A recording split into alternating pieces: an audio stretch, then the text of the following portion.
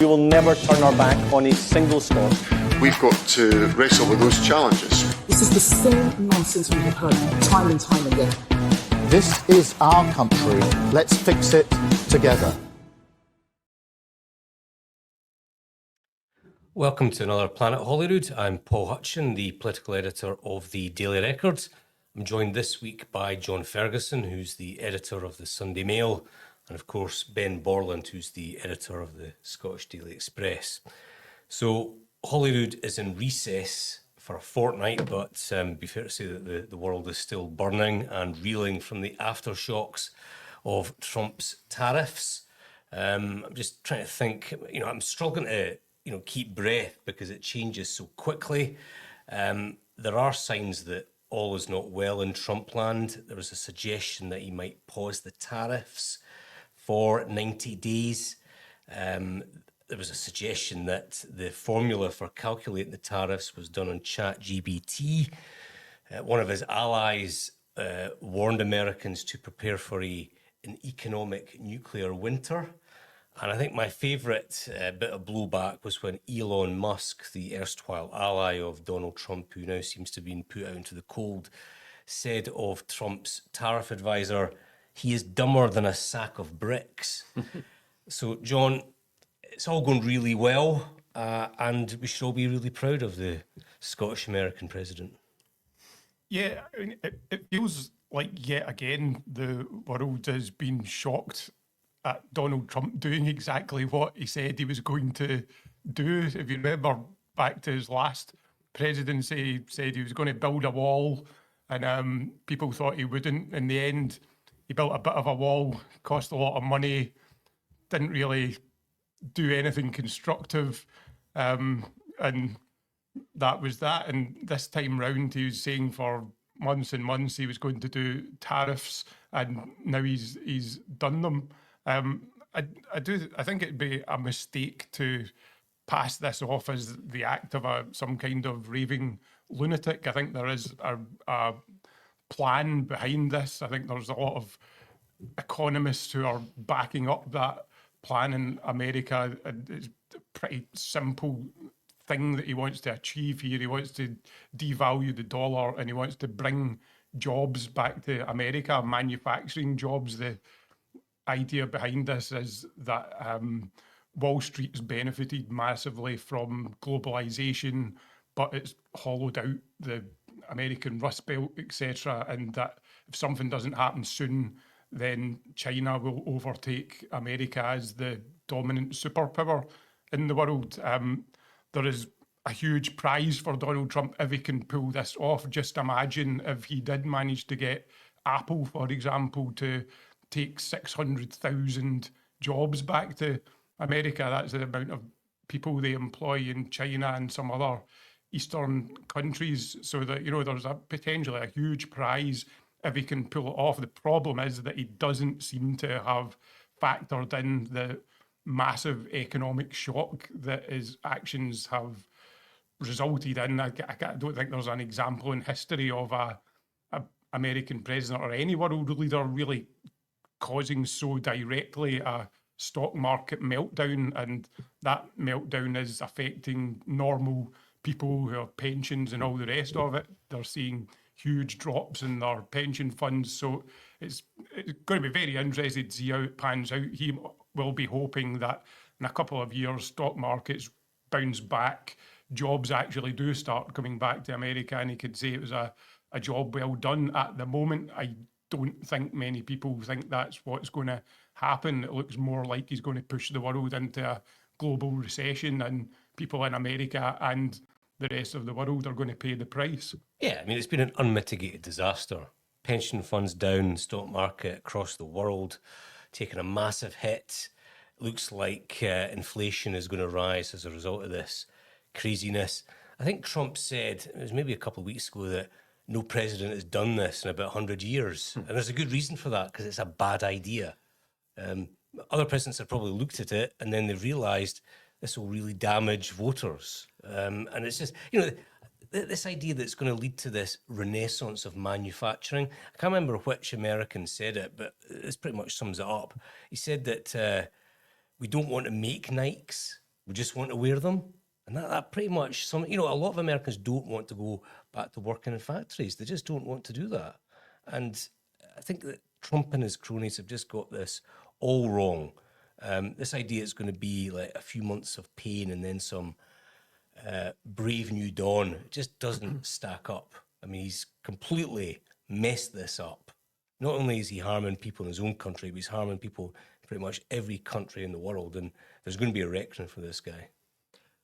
Yeah, I mean, you mentioned that no president's done this in 100 years. I'm sure I saw somewhere that it's been tried twice before, in the 1830s and the 1920s, and both times it's triggered a global depression, and it seems to take 100 years for people to realise, to forget the lessons that are learned and go, do you know what? Let's try tariffs again. So hopefully it won't be a depression this time around.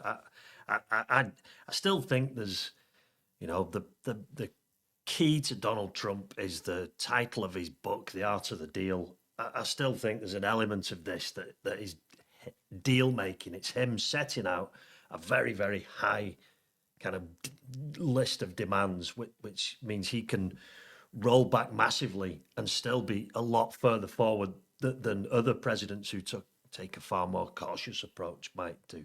But yeah, I agree. It has been a disaster so far. I think what also has been a bit of a disaster is the timing of this year's Scotland Week. Not to be too parochial, but what on earth have they been doing over there? I mean, Ian Murray, the Scottish Secretary, and John Swinney, they seem to have taken politics completely out of the equation this year. John Swinney, the First Minister, hasn't met anyone from the US government. He hasn't held any talks with elected officials over there. He's just been on holiday. I've always thought Tartan Week was just a complete and utter joke. It's just an embarrassment. It doesn't lead to any jobs coming back to Scotland. It's just an excuse for a bunch of politicians to go on a jolly. It's just scrap it. I suppose the one thing you would say is it might persuade Americans to come and visit Scotland. But then they don't need persuading. If they're going to come, they're going to come. Anyway. They like the golf, they like the hill walking. They don't need Ian Murray going over there saying. No. It's just. I mean, for John Swinney though, I mean, I think Anna Sauer was there. I'm told the Labour Party paid for his trip. Presumably, the UK government paid for Ian Murray and the Scottish government. So the taxpayer are paying for Swinney to be there, and he's just on holiday. He hasn't even mentioned tariffs. There's also UK government ministers over there that, let's face it, it's a jolly where a bunch of politicians go over to New York and pretend they're doing trade deals. Well, we've got this huge story. You'd think one of them might say, I mean, John Swinney, the First Minister, is usually very, very quick to kind of pose as some kind of world leader. And yet here he is landing in the middle of this global storm, and it's like it's not happening. He's just in terms of the Tartan around he was accused of being more like a tourist than a leader. Going for a jog in Central Park. It's like, come on. But I mean, back to Trump and tariffs. I think again this may not surprise you. I think we've seen another Brexit benefit. I think I mentioned this the other week, where the UK has been hit with a 10% tariff, which is lucky us. The benchmark, so it's much lower than the rest of the EU. I think a 10% tariff is within the bounds of. I've been waiting a long time for a Brexit benefit, and this is the benefit: a 10% tariff on one of our biggest trading partners. Another Brexit benefit. The reason we got that 10% tariff is because actually Britain doesn't have a particularly huge trade deficit with America. Yeah, it's been established now that the way that they worked out these tariffs was just to take the trade deficit, half it, and make that the tariff. It was a pretty simple policy. But I do think that people who think this is, Trump's going to change his mind tomorrow or next week might be mistaken. That I think it was quite telling that he said the other day, we've only got one shot at this. I think that there's a lot of people behind him who really want to do this, that really think that this is the thing that's going to change America's fortunes, as deluded as they may be, and that they want to see it through because they think there's not going to be another opportunity. And also, I don't understand, trade deficit, is that a bad thing? I mean, in the grand scheme of things, who cares? No, I mean, the thing about these tariffs is that they seem to, like, the truth is that Vietnam, for example, has a trade deficit with America because American people want to buy cheap T-shirts and other goods, and Vietnamese people can't afford Harley Davidsons and other goods that America produces. It's not because there's particularly huge barriers to trade between those two countries. It's just because one country's far richer than the other, and so it's a completely false narrative that they've constructed around this, that somehow these countries are screwing America over. Trade deficit seems to benefit the American consumer. They're accessing all these goods that are coming in from foreign countries. I mean, you for cheap prices. What's not I mean, applicable about that? I think the one thing you do need to be careful about is not to. You do need to appreciate that there is an argument to be made that American manufacturing has been hollowed out, that any country that allows their manufacturing industry to be hollowed out for that amount of time and concentrate in financial services and all the rest of it, that eventually that will catch up with you and it will cause big problems for you economically. So I think there is a strong argument that some kind of action to revive Americans' manufacturing industry is necessary. The same thing could probably be said for the rest of Europe, but as always with Trump, there's a way that you could do things gradually and with a bit of diplomacy and skill, and he's not chosen to do that.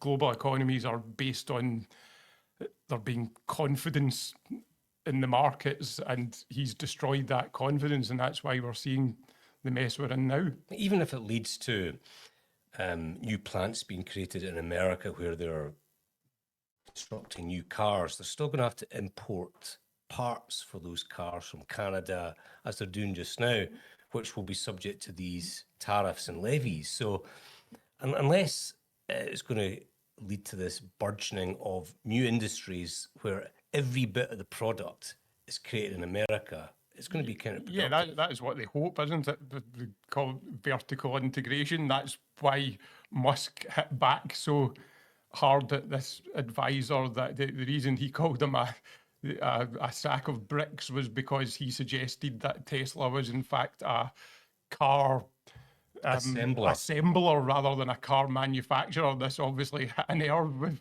Elon Musk. So, I mean, that's the big idea is that all of that work does come back to America. Whether it does or not is another question. Ben, I mean, the Prime Minister's strategy seems to be still don't criticise the president, try and use influence and leverage behind the scenes, maybe offer concessions in a hope that the tariffs are reduced or eliminated. I think that remains the best approach. I don't see what the UK benefits from, slagging off Trump publicly. I think that would have the effect of baiting him and maybe even resulting in higher tariffs. I agree. I think he's handling it quite well. I've said before, I think since Trump came in, Starmer seems reborn. He's revitalised as a Prime Minister. This is another global kind of problem that he's at the forefront of. I mean, the thing with the tariffs is it's dominating the headlines. It's a huge story, and it's kind of pushed off the news agenda. The other thing that Trump said, I'm going to sort this out as soon as I get in office, which is the war in Ukraine. It's like, well, hang on, it's still going. Trump was like, I'm going to sort this within 100 days. It seems to be getting worse. And it's getting worse. It's like he's dived in, come up with, got things moving, but then he's not stuck it through. Yeah, there's no focus. I mean, he claimed credit for the so-called ceasefire in Gaza. That lasted for about 5 minutes. There's no end in sight for the Ukraine war, and now it's all been superseded by this tariff nonsense. So he came in saying that he was going to end war and breathe life into the economy. After a few months, the Ukraine is worse than ever, Gaza is worse than ever, and the economy's crashed. So you would hope that voters will react to that in the way that they should, but it does seem with Trump that nothing's as it should be. I'm just wondering if this will put pressure on Rachel Reeves in terms of her so-called ironclad fiscal rules, because you've seen that, you know, she's had to come back for welfare cuts and whatnot in order to comply with these rules. The economy is going to take another hit because of the tariffs. It seems like while she maintains these quite conservative rules, she's always going to be chasing her tail and either having to put up taxes in the budget or coming back for more public spending cuts. I mean, do you think that maybe the time has come for her to rethink these? It's an impossible bind, isn't it? Because she relaxes those rules. Effectively, what that ends up meaning is printing money. There'll be you can reduce interest rates, that fuels inflation. There's no easy way out, is there, when you've got an economy tanking that was already on its knees? You can't relax the rules.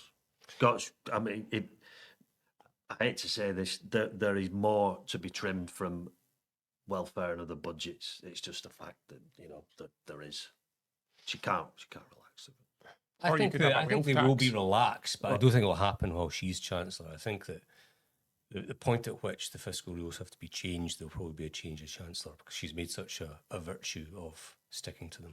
I think the thing about the fiscal rules are that, like, she's in the fortunate position of knowing that nobody really understands the fiscal rules entirely, and so you can pull a fast one within them to make it look like you're still following them, but actually you're not. That's kind of what she did last time round, isn't it? Yeah. I mean, the second subject is related to that. Obviously, they're pushing for up to £5 billion of welfare cuts, changing the eligibility of PIP and raising the sort of age eligibility for health-related incapacity benefits. There's been a mini Scottish Labour rebellion. A couple of MSPs have hit out. Brian Leishman, the MP, as well. I did a story this week about another Scottish Labour MP, Katrina Murray, basically saying that she feared that these welfare cuts would push people to deeper poverty and that she has, I think, deep worries was the phrase. Do you think this backlash is going to deepen? I mean, I sense that there's a bit of a drumbeat going now. It feels like there is certainly people that you speak to in Labour privately are not happy. They're in a really difficult position. As Ben said, you can talk about slashing the civil service and bonfires of quangos and all the rest of it, but really the only way that you can make a significant dent on public spending is by taking these huge areas and actually cutting them significantly. And you're talking about benefits and you're talking about health mainly. And it looks like that's what they're going to have to try and do, but it's just never going to be very popular when it's a Labour government that's doing that. People who are losing their benefits never feel like it's fair. They never feel like that is great. That's going to help me back into the jobs market. So I think the backlash will grow because probably the cuts are going to have to actually be deeper than have already been spoken of. I think Brian Leishman, who seems to have been the foremost Labour backbench rebel, certainly in Scotland, he's kind of getting a reputation for this, and I think others will go, do you know what, I could do with a bit of that recognition and that publicity myself. You know, he's probably one of the better known Labour MPs in Scotland now, from the new intake, and that's purely because he's been able to stand up and speak out about Grangemouth and now about welfare cuts. So I think others will start to stick their head above the parapet as well. There's going to be a vote at Holyrood on the welfare changes, I think, brought about by the SNP. Obviously, it's a symbolic vote because it's a reserved issue, but it will put the Labour MSPs under pressure. They might as well vote on Trump reversing his tariffs. It's pointless. But I mean, it will be an awkward one for Labour MSPs. I mean, I think that's why the SNP have brought it forward. Yeah, in the hope of is that all securing the through Scottish rebellions. Parliament's for? Just playing games? Well, politics has always partly been about playing games, isn't it? Yeah, just a waste of time and money, if you ask me. Just the other issue we're going to talk about, this upcoming Scottish Green Party leadership contest. I mean, part of me thinks this is a low stakes contest given that they're no longer in government. But I mean, John Swinney did say in a recent interview that you couldn't rule out another deal with the Greens after the next election. Patrick Harvie will not be contesting the election. He's standing down. His co-leader just now, Lorna Slater, there seems to be a lot of briefing against her, which is basically saying, please don't stand again. And reading between the lines, I think that there is certainly a bit of momentum for the MSPs Ross Greer and Gillian Mackay. How do you see it going? I think I'd agree with that assessment. I'd be quite surprised if Gillian and Ross don't launch a bid. Certainly, I'd be very surprised if Ross Greer doesn't launch a bid to become one of the co-leaders. And yeah, I mean, Lorna Slater, her reputation has been through the mill a bit, hasn't it? What with the bottle return scheme and other things, I think that there, and from what you hear talking to people in the Green Party, she's not particularly popular either with the wider membership, and there's not that many of them, and so they do have actually for the size of the party, it's quite there is a lot of them, and they've got a quite considerable voice, I think, within the Green Party. And so yeah, I think my money at the moment would be on certainly Ross Greer and probably Gillian becoming co-leaders. Yeah, I mean, the briefing seems to be it would be embarrassing for a co-leader to stand again and lose. Therefore, she should not stand again because she's likely to lose. So, I mean, we focused a lot on splits and rows in the SNP, Labour, the Tories, but it seems to be the case as well for the Scottish Green Party. Yeah, absolutely. I mean, Ross Greer's clearly had his eyes on the leadership for a long time. When the Greens were in government with the SNP, he seemed to, I think he used to have more meetings with ministers than Harvie and Slater did. He's kind of been this He is a player, de facto leader of the party for a long time, I think. I think he's nailed on. It'll be Greer in the hot seat next time.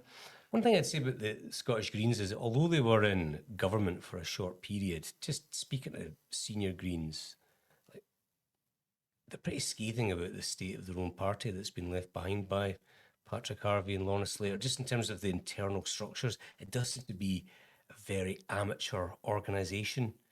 You know, if you brought in experts to look at how it was run, I think they would be pretty scathing about it.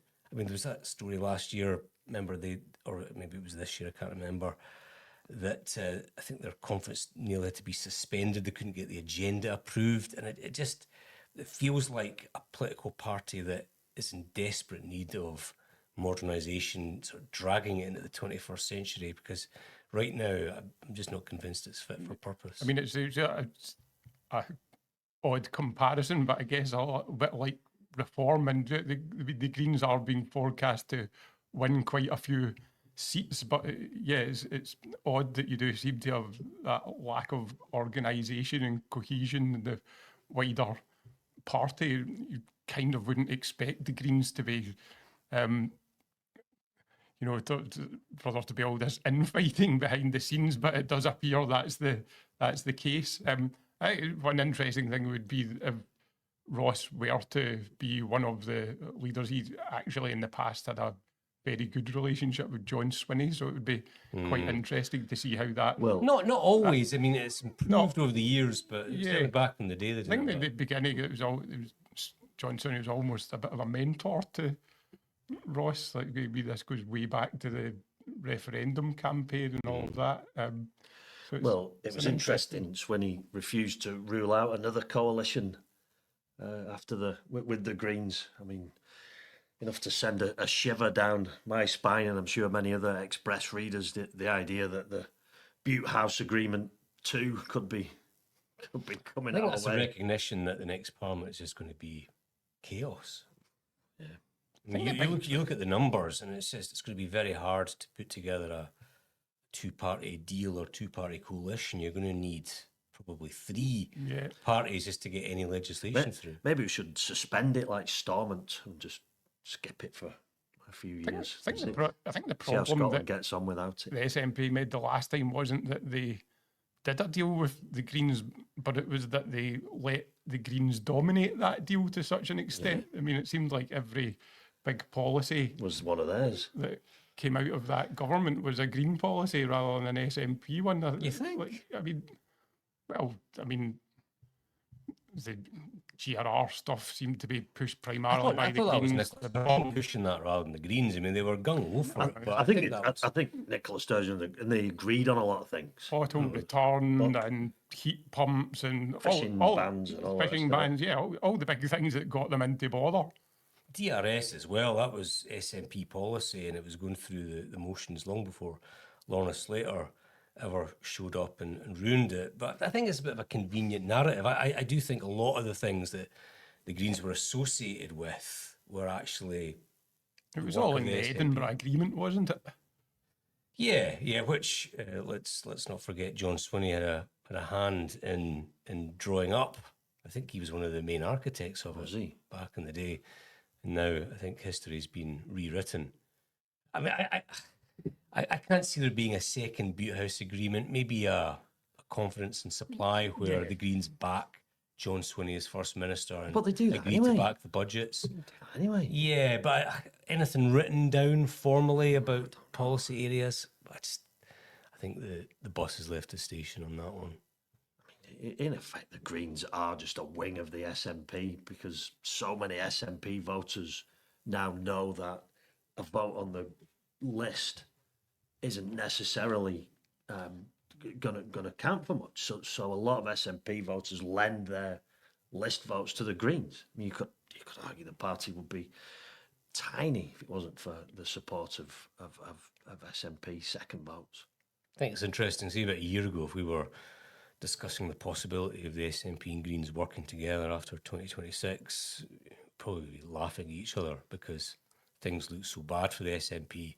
But now, given the travails of the Labour government, it now seems back on the agenda. There was one point last year where Lorna Slater was making eyes at Anna Sawar and saying we'd do a coalition with Labour. Now it might be John Swinney making eyes at an Starmer. Well, it might be, yeah. Well, you can see a pathway to John Swinney staying in power if he wins, say, 50 plus MSPs, but I'm just struggling to see what the path is for Anna Sarwar. Even if there's a pro-UK majority, I think that the compromises he would have to make would be so unpalatable that any Labour administration might be short-lived. It's the Greens. Labour, Lib Dem, Greens could just about do it. I mean, I don't think, you look at some of the things Labour have been talking about, more nuclear power stations, the Greens would never touch that with a barge pole. All right. Income tax cuts. I mean, put aside what you think about these policies, and there may be a case for them, but I cannot see the Greens complying with that in any shape or scenario. So I think for Anas Sarwar to become First Minister, he would need the pro-UK parties to coalesce around him, including Reform in that pivotal vote for FM, and that has big problems optically for him. I think whoever wins the next election, the main things that they're going to need to do are things they don't want to do rather than things that they do want to do. Unfortunately, it's going to be a very difficult government for whoever forms it. Lots of cuts, lots of difficult choices. Yeah, exactly. All right, listen, that was great. Thanks very much to John and Ben for joining me. You can listen to this episode of Planet Holyrood on Spotify or Apple Music, or watch it on the Daily Record YouTube channel. Don't forget to follow us on Instagram and TikTok for the latest news and the best bits of the podcast. We will never turn our back on a single Scot. We've got to wrestle with those challenges. This is the same nonsense we have heard time and time again. This is our country. Let's fix it